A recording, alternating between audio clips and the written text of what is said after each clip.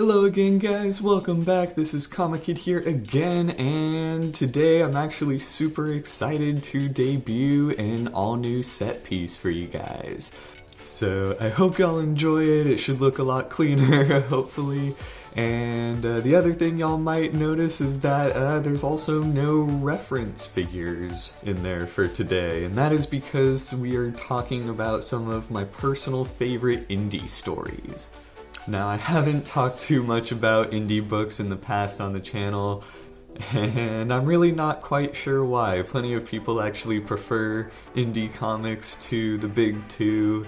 There are definitely several great ones out there, and so I am a little surprised that it took me this long to put out a video like this, but we're doing it here today. So, before we get started, I do want to say that this is just my personal list and not like a broad range of anything here. I did try to pick some like lesser indie titles to recommend for you guys, some stuff that you hopefully will recognize but also might not know about as well. But let's go ahead and get started. Now, first up we have none other than Scott Pilgrim's Precious Little Life. For fans of the movie, y'all should hopefully recognize this, but it's by the great Brian Lee O'Malley, and is the first book in the entire Scott Pilgrim series. Now, the entire series is absolutely phenomenal. It's hilarious, action-packed, like full of all sorts of heart, lots of lessons learned, and I have very little bad things to say about Scott Pilgrim. That said, certain elements in the book can come off as, a bit dated, but overall, it's still a fantastic series. I would highly recommend it. If you're a fan of the movie, then you absolutely must read the comics because they just expand on Scott's world so much that they just simply didn't have time for in the movie. So obviously, if you need more Scott Pilgrim in your life, this and the others are in fact a great way to get more Scott Pilgrim. Now, next up is gonna be this big hunker of a book, and that is Blankets by Craig Thompson. Thompson actually wrote and illustrated this entire thing, and I personally feel as though it is just one of the best comics you will ever read. It is a true story. It is an autobiography, or I guess like a loose autobiography if I'm not mistaken. Thompson did change a few names around, but it is also one of the most beautiful coming of age stories in the entire comic medium, in my opinion.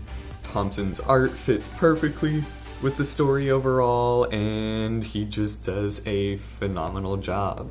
Now, this is a bit more unconventional for a comic because it is a true story. There's not a lot of action or superheroes or horror or anything, but it really is one of the better celebrations of life, coming of age stories that exist in the medium, at least in my opinion. Now, with that in mind, Thompson also has another book called Habibi, and that is arguably a better story for some. It just really kind of depends on your taste. Personally, I did prefer Blankets, but I was probably able to relate to it a little bit more than Habibi, and so that is why it's on the list. Both of these stories are a bit more unfamiliar with, I guess, the average comic book reader, I'd say, so if it's not on your radar, I would definitely make sure that both of them are on there at some point. Now, next up, we have Hadrian's Wall from author Kyle Higgins. Now, this one is great for any fan of specifically the sci-fi noir type genre.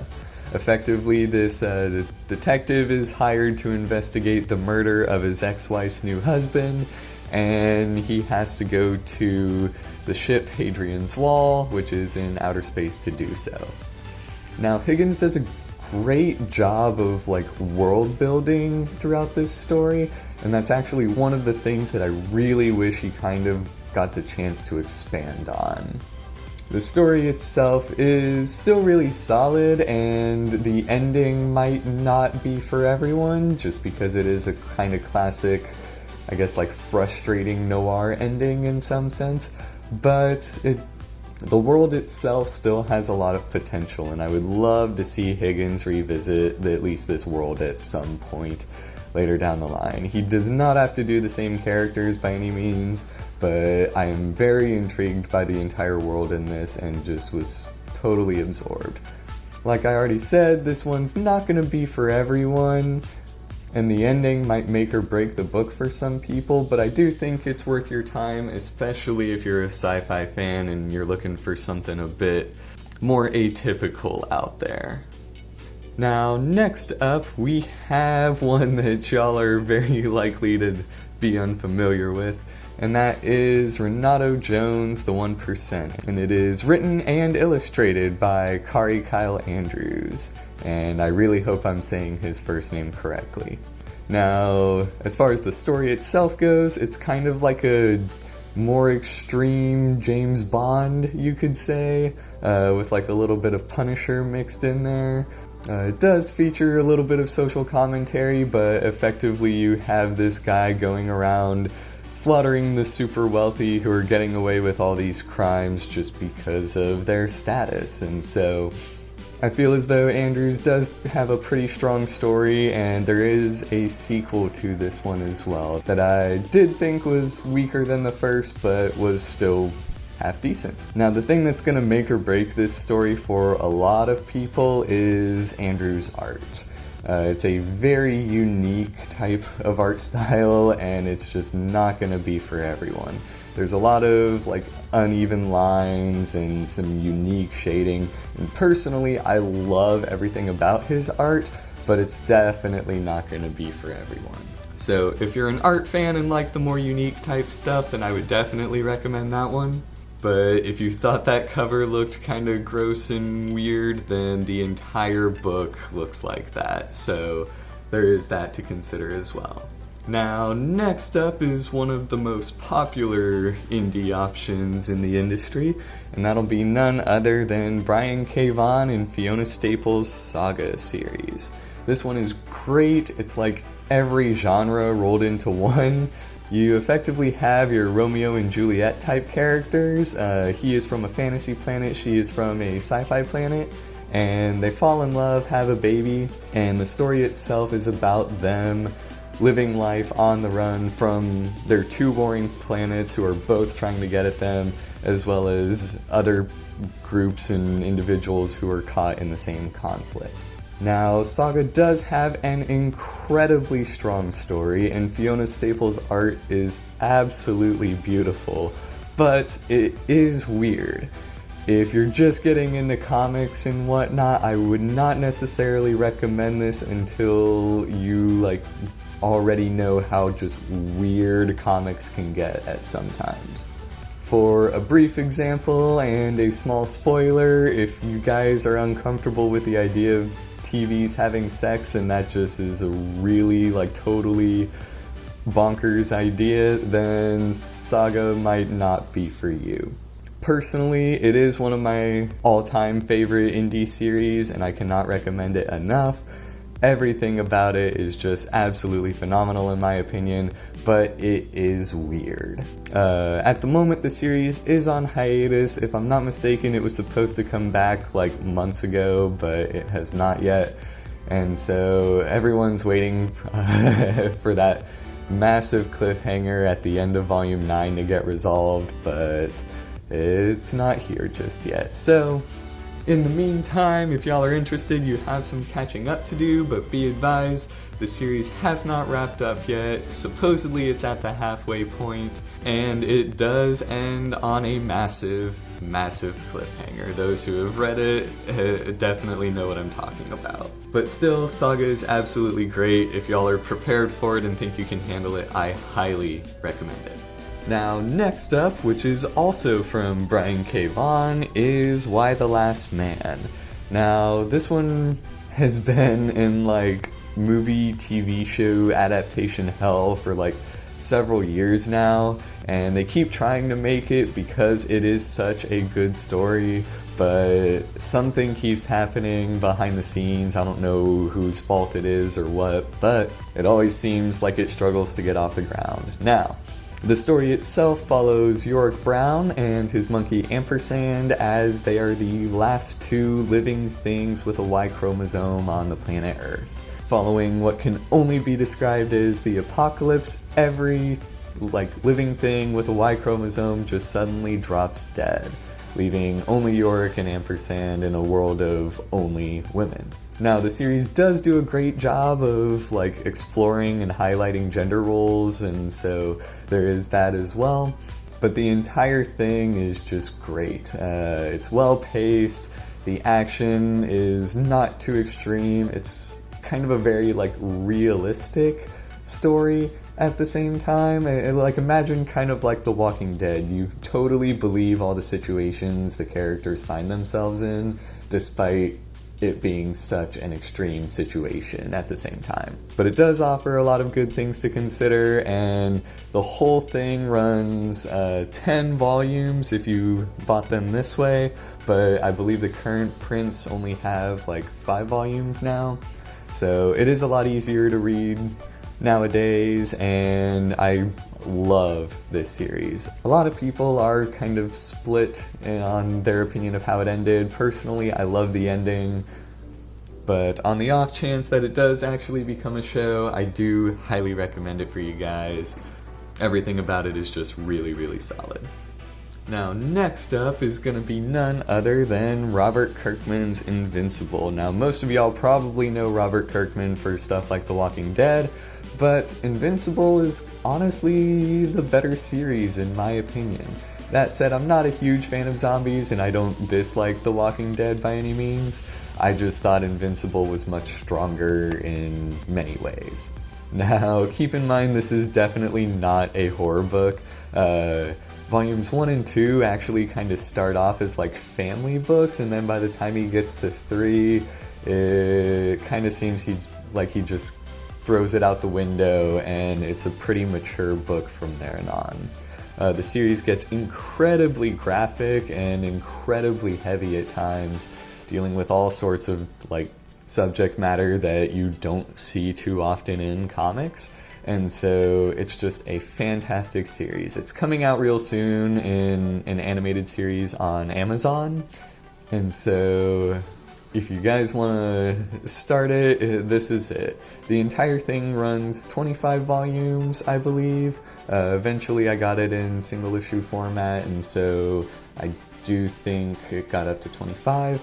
But I love this series. All the characters are really strong. He does some really unique spoofs of other characters that you're definitely going to recognize, especially early on.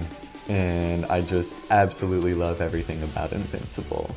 So again, I would say read at least the first 3 volumes. That is a lot to kind of commit to the series before you decide you like it, but once you finish Book 2, there's a massive shift, and so if you like Book 3 onward, or I guess rather if you like Book 3, then the rest of the series is more in line with what comes in Book 3 than before Book 3. Now, next up is going to be none other than Deadly Class. Now, y'all might be familiar with this title at least. It did get a popular series on Sci-Fi, although it wasn't big enough to keep the show alive, unfortunately. And while I've only heard great things about the show, I have not seen it myself. But the source material is phenomenal. Rick Remender's a fantastic writer, and he just does a great job of capturing a lot of different voices, and the entire premise as well is also just great. The series has an incredibly well-balanced amount of action, character moments, humor, and it's just kind of an all-around everything type package. I still wouldn't recommend it for everyone just because it is a little much at times, but if you like action, drugs, strong characters, and so on, then you'll like this one. Unfortunately, I can't say too much about it just because I don't want to spoil anything plot-wise, but I mean, it's kind of like I guess you would describe it as Harry Potter if you were learning to be an assassin instead of a wizard. So if that sounds like it's right up your alley, then Deadly Class is definitely going to be one to check out. And next on the list is going to be Huck by Mark Miller and illustrated by Raphael Albuquerque. Now, Huck is, I guess, what I'd describe as like the ultimate like feel-good comic. It's essentially what if like a Forrest Gump type character had similar abilities to Superman. And the entire time I was reading this series, I just couldn't help but feel happy. Like, Miller does a great job of painting this world, and just Huck himself is a wonderful, wonderful character. The only complaint that I have about it is the way it ends, and that's because Miller does set it up for a sequel, but he's also really bad about revisiting certain titles. And so that is one thing to consider. It definitely leaves more open for later down the line, but who knows if we're ever actually going to see it one day. But it's a beautiful, beautiful story. I cannot recommend it enough. This is easily one of my own personal favorites, and so you guys would absolutely love a book like Huck. Now, the last item on this list today is going to be 4 Kids Walk Into a Bank. This one is written by 3 different people and is just a joyride from start to finish. Basically, this group of 4 kids who are total nerds one day learn that one of their fathers used to rob banks for a living and is about to do one last job with his old crew just because they need the money. That said, the gang decides that this person's father can't just go to jail because, if they get caught, then that's it. So instead, they decide to rob the bank themselves. And the whole thing is just absolutely hysterical. All the characters are just super strong. Great, great team. And the heart is great, the consequences feel real, and I really don't think I have a single bad thing to say about this story. I absolutely love it. This is easily my top indie book of all time, at least for now. Now, the great thing about it is a one and done. Once you read the entire graphic novel, that's it. You don't need anything before or after, and it's just a fantastic series, you guys. I promise you, you're gonna like it. It is still a bit weird at times as well, but it's also not too weird like Saga might be for some. So, with all the references it makes, and just the wonderfully crafted story it is all around, I cannot recommend 4 Kids Walk Into a Bank enough. But that is everything we have for you guys today. Thank y'all so much for watching. Be sure to hit like and subscribe, and I will see you guys again real soon.